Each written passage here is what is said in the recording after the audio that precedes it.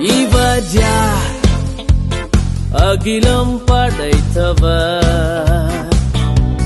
இவர் யார்? இந்த உலகத்தை ஆள்பவர்.